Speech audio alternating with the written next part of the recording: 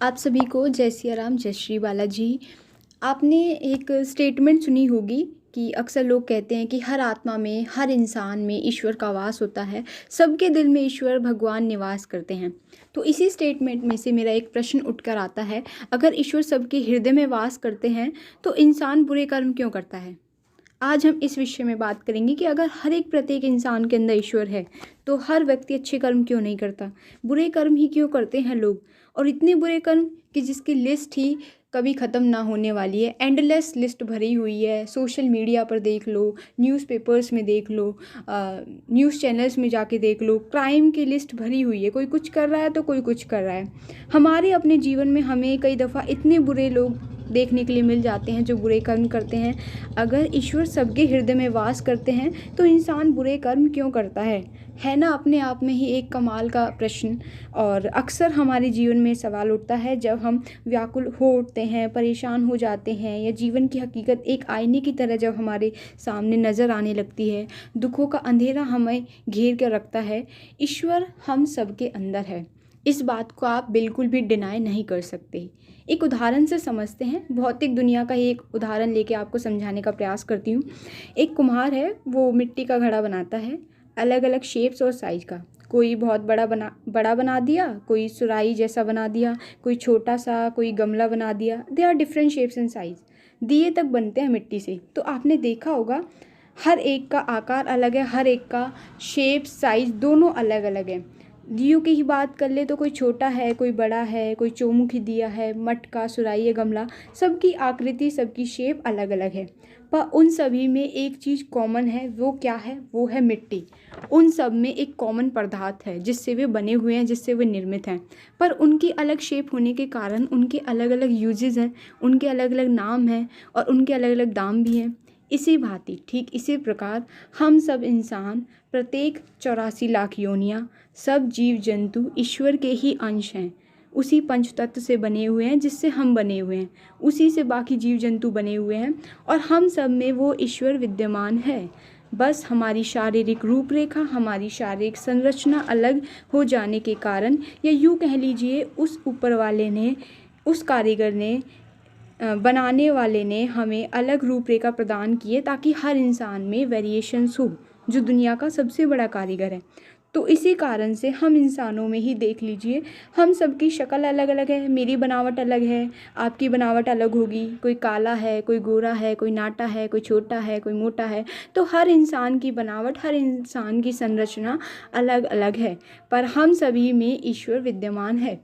तो प्रॉब्लम कहाँ लाया करती है, कमी कहाँ है?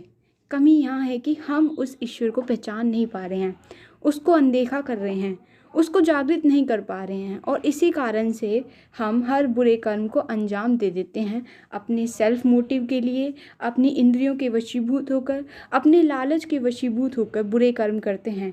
क्योंकि हम अपने भीतर विद्यमान ईश्वर को जागृत नहीं कर पा रहे, वो सोया हुआ है हमारे भीतर होते हुए भी। वो कब जागृत होगा? जब हम अच्छे कर्म करेंगे, सत्कर्म करना शुरू कर देंगे। अच्छे कर्म से अपने आप वो जागृत हो जाएगा। कुछ लोग आपने देखा होगा कि इतने इनोसेंट होते हैं, इतने अच्छे होते हैं कि आपको यकीन ही नहीं होता कि अच्छे लोग भी इस दुनिया में होते हैं। क्योंकि हमने खुद ने भी बुरे कर्म किए हैं और हम अपने सामने भी लोगों को बुरे कर्म करते देखते हैं, दूसरों के साथ भी, हमारे साथ भी। तो धीरे धीरे हमारा इस थ्योरी पर से विश्वास उठने लगता है कि भगवान हमारे भीतर हैं। हम चाहते हैं कि भगवान ही हमें संचालित करे, भगवान ही हमें रेगुलेट करे, वही हमें कंट्रोल करे, वही हमें रोके जब भी हम कोई बुरा कर्म कर रहे हो। अगर भगवान ने ही हमें कंट्रोल करना होता 100%, तो फिर वो ये दुनिया रचता ही क्यों, इतनी बड़ी सृष्टि बनाता ही क्यों? फिर हमें इस धरती पर आने की ज़रूरत ही क्या थी?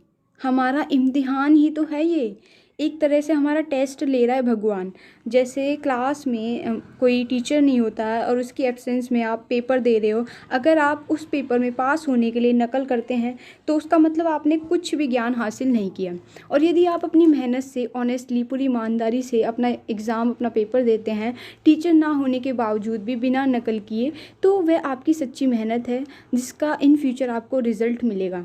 इसी तरीके से ईश्वर यहाँ हमारे दिल में वास कर रहा है, पर वह शांत है, मौन है, सोया हुआ है। और वह जब जागृत होगा, जब आप अच्छे कर्म करेंगे, आप भक्ति करेंगे। ईश्वर हमारे साथ होते हुए भी ईश्वर ने हमें खुद से दूर इसलिए रखा है ताकि वो हमें देख सके कि हम उसकी अनुपस्थिति में, उसकी एब्सेंस में अच्छे कर्म करते हैं या बुरे कर्म करते हैं। और आजकल मैक्सिमम लोग बुरे कर्म करते हैं, ये सोचकर कि ईश्वर है ही नहीं, कोई हमें देखने वाला, कोई हमें कंट्रोल करने वाला है ही नहीं।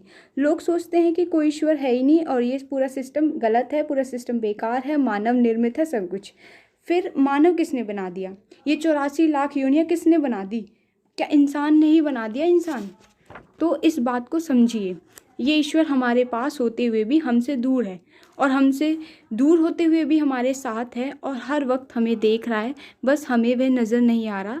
यही हमारा सबसे बड़ा वहम है, और यही हमारा सबसे बड़ा इम्तिहान भी है, भगवान द्वारा लिया गया। इस इम्तिहान में हम उसकी अनुपस्थिति में कैसे काम करते हैं, अच्छे कर्म करते हैं, बुरे कर्म, ये तो हमारे ऊपर डिपेंड करता है। तो अपने अंदर के ईश्वर को जागृत कीजिए। वो कैसे जागृत होगा? अच्छे कर्म कीजिए, किसी का दिल मत दुखाइए, बुरे कर्म ना कीजिए, और ईश्वर की भक्ति कीजिए। आई होप आपको आज का ये कंसेप्ट समझ में आया होगा। इसी तरह आध्यात्मिक जानकारी लेने के लिए हमसे जुड़े रहिए, अपना प्यार आशीर्वाद देते रहिए। अगर आपने हमारे चैनल को अब तक सब्सक्राइब नहीं किया है तो सब्सक्राइब कर लीजिए। वीडियो कैसी लगी लाइक कमेंट करके ज़रूर बताइए, और आगे भी शेयर कीजिए। Thank you so much.